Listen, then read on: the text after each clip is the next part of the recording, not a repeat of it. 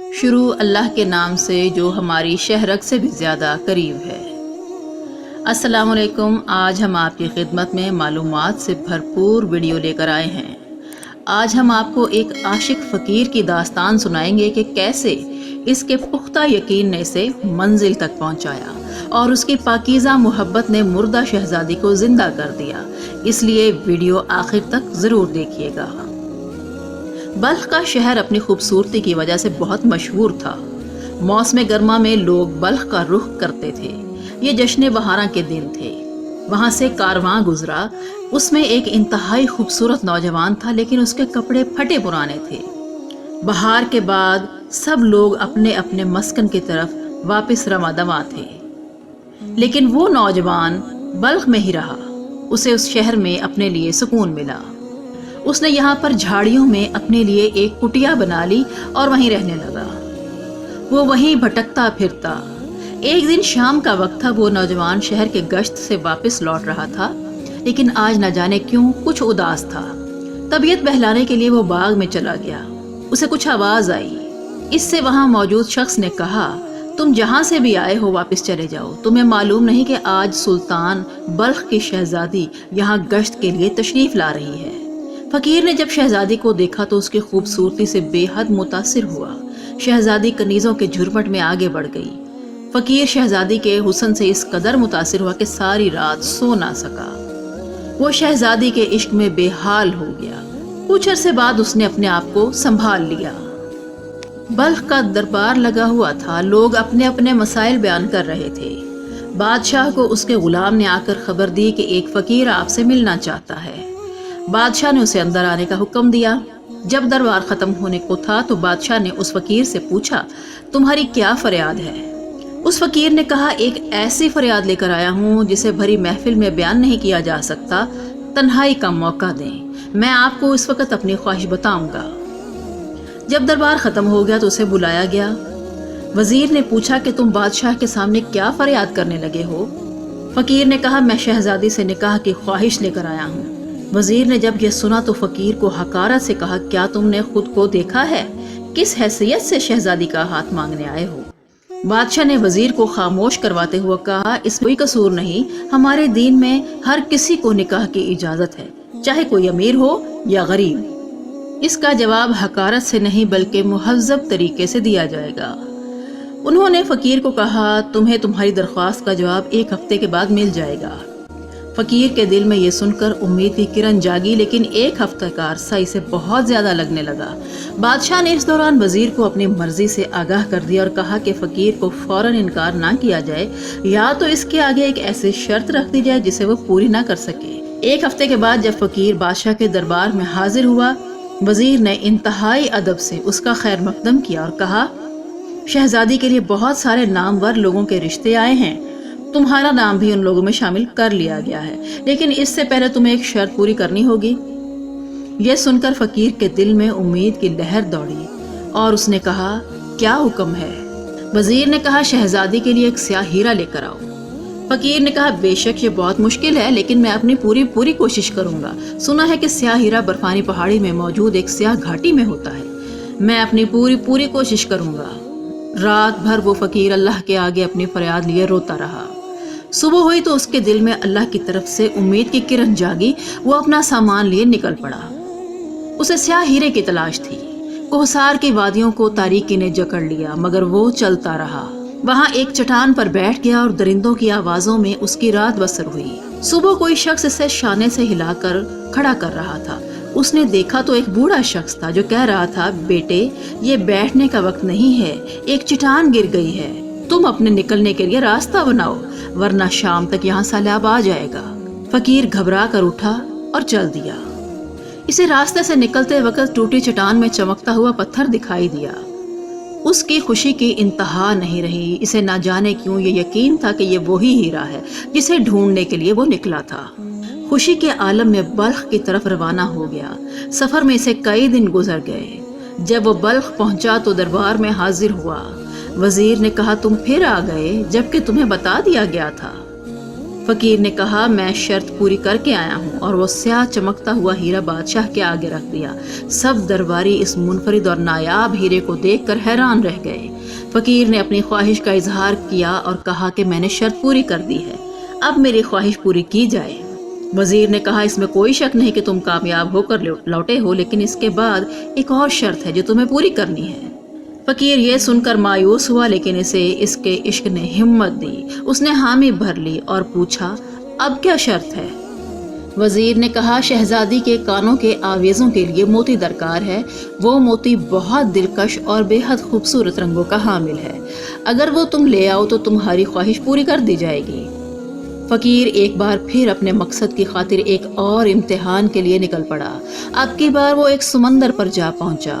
اس کے عشق کے جنون یہ فیصلہ کیا کہ وہ اپنے ہاتھوں سے سمندر کو خالی کر دے اور موتی ڈھونڈ نکالے۔ یہ کام کرتے ہوئے اسے بہت دن گزر گئے، لیکن بے سود۔ وہاں بیٹھا اور سر اٹھا کر آسمان کی طرف منہ کیا اور اللہ سے دعا کرنے لگا۔ اتنی دیر میں سمندر میں ایک موتیوں سے بھری لہر گزری اور اس کے دامن میں بہت سے موتی آ گرے۔ وہ اللہ کا شکر ادا کرتے ہوئے سجدہ ریز ہو گیا اور اللہ کا شکر ادا کرنے لگا۔ خوشی اور تشکر کے اس عالم میں اور دامن میں بھرے موتی لے کر بلخ کی طرف واپس پلٹ گیا۔ بادشاہ کے دربار میں پہنچ کر جب اس نے اپنے دامن میں بھرے سارے موتی بادشاہ کے آگے پیش کیے، اس امید کے ساتھ کہ اب وہ اپنے منزل پا چکا ہے، لیکن وزیر نے اس کے اس جنون کا مذاق اڑاتے ہوئے کہا تم کہاں اور شہزادی کہاں؟ ابھی بھی وقت ہے کہ تم اپنی اس جنونیت سے باہر آ جاؤ۔ اتنی دیر میں ایک کنیز دوڑتی ہوئی آئی اور کہا کہ شہزادی کی طبیعت خراب ہو رہی ہے، وہ بے ہوش ہو کر گر گئی ہیں۔ ہر طرف کوہرام برپا ہو گیا۔ بادشاہ کے پہنچنے سے پہلے شہزادی دار فانی سے کوچ کر گئی تھی۔ ہر طرف سوگ کا عالم تھا۔ بادشاہ پاگل ہو گیا۔ پورا بلخ شہزادی کی موت پر سوگوار تھا، لیکن اس حالت میں اس فقیر کے چہرے پر کوئی اضطراب موجود نہیں تھا۔ جب شہزادی کا جنازہ اٹھایا گیا تو وہ فقیر اس میں شامل ہو گیا۔ شہزادی کو دفنا دیا گیا۔ اسی دوران رات ہو گئی اور پورا ملک سوگوار حالت میں سو گیا، لیکن اس دوران وہ فقیر جاگتا رہا اور اپنے عشق کی خاطر شاہی قبرستان میں جا پہنچا اور وہاں جا کر شہزادی کی قبر کا بوسہ لیا اور قبر کی مٹی ہٹانے لگا۔ تختہ ہٹا کر وہ شہزادی کے بے جان جسم کو لے کر نکل پڑا، اسے اپنی کٹیا میں لے گیا اور انتہائی احترام سے لٹا دیا اور رو رو کر اللہ کے آگے فریاد کرنے لگا۔ اتنے میں اس کٹیا میں ایک طبیب داخل ہوا، اس کے ساتھ اس کا شاگرد بھی موجود تھا۔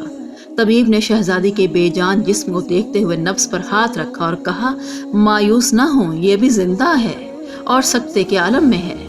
تبھی انہوں نے زنبیل کی شیشی فقیر کو دی اور کہا شہزادی کے تلووں پر اس کی مالش کر دو۔ شہزادی کے جسم میں حرکت پیدا ہوئی اور اس نے آنکھیں کھول دیں۔ فقیر یہ دیکھ کر بہت حیران ہوا۔ شہزادی نے خود کو اجنبی ماحول میں دیکھ کر پوچھا میں کہاں ہوں؟ فقیر نے کہا آپ فکر نہ کریں، آپ ایک محفوظ پناہ گاہ میں ہیں۔ اس کے بعد فقیر نے تمام داستان شہزادی کو سنا ڈالی۔ شہزادی فقیر کے جنون عشق کو دیکھ کر بہت حیران ہوئی۔ اس طبیب نے دونوں کا نکاح پڑھوا دیا اور اپنے شاگرد کو اس کا گواہ بنایا۔ فقیر کی خوشی کا کوئی عالم نہیں تھا، وہ خوشی سے جھوم رہا تھا اور تشکر کے عالم میں سجدے میں گر گیا اور کہا بے شک اللہ تیرے بس میں سب کچھ ہے، تو اس سے کبھی نا امید نہیں ہونا چاہیے۔ آہستہ آہستہ فقیر کی خوشحالی کا دور شروع ہو گیا۔ شہزادی نے ہمیشہ اپنے ساتھی شوہر کا ساتھ دیا اور خوشی سے اس کے ساتھ رہنے لگی۔ فقیر کی کٹیا محل سے زیادہ دور نہیں تھی۔ اپنی لاڈلی بیٹی کی وفات کے بعد بادشاہ پہلے جیسے نہ رہا، وہ دین کی طرف راغب ہو گیا اور بہت سی مساجد اور مدرسے تعمیر کروائے۔ بادشاہ ہفتے میں ایک بار بچوں کے ساتھ ایک محفل منعقد کرواتا۔ بادشاہ کے آنے پر بچوں نے اسے سلام کیا۔ بادشاہ کی نظر ایک بچے پر پڑی اور اس کی نظر وہیں ٹھہر گئی۔ اس نے اس بچے کو اپنے پاس بلوایا اور مولوی کو بلا کر کہا اتنا خوبصورت اور روشن چہرے والا بچہ کس کا ہے؟ میں نے تو اس سے پہلے کبھی نہیں دیکھا۔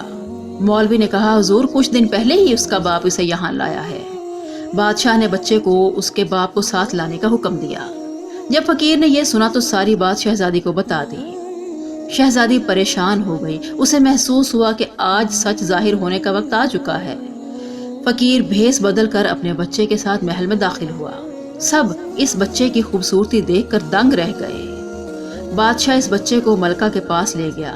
मलका ने कहा, इस बच्चे की शक्ल बिल्कुल मरहूम शहजादी जैसी है, कुछ भी हो मुझे ये बच्चा चाहिए। बादशाह ने कहा, इस बच्चे का बाप फकीर मालूम होता है, लेकिन ये जेब नहीं देता कि हम बच्चे को उसके वालिदैन से जुदा कर दें। मलका ने कहा, हम इस बच्चे के साथ इसके वालिदैन को भी महल में बुला लेंगे और उसके रहने का इंतजाम कर लेंगे। बादशाह ने इस बात पर मलका को सराहा और बाहर जाकर फकीर को मुखातिब किया और कहा कि अगर तुम चाहो तो मलका इस बच्चे को अपने साथ रखना चाहती हैं। फकीर ने कहा, इसकी माँ कभी इजाजत नहीं देगी। बादशाह ने कहा, अगर बच्चा अपने माँ बाप समेत महल में आ जाए तो सबसे बेहतर हो जाएगा। फकीर ने कहा, फिलहाल मैं कुछ नहीं कह सकता। बादशाह ने कहा, मलका तुम्हारी बीवी से खुद बात कर लेंगी। मलका महल से निकली और फकीर की झोंपड़ी की तरफ अपनी शाही सवारी में निकल गई। मलका की सवारी झोंपड़ी के आगे आके रुकी तो फकीर को खबर दी गई कि मलका तुम्हारी बीवी से मिलने आई है।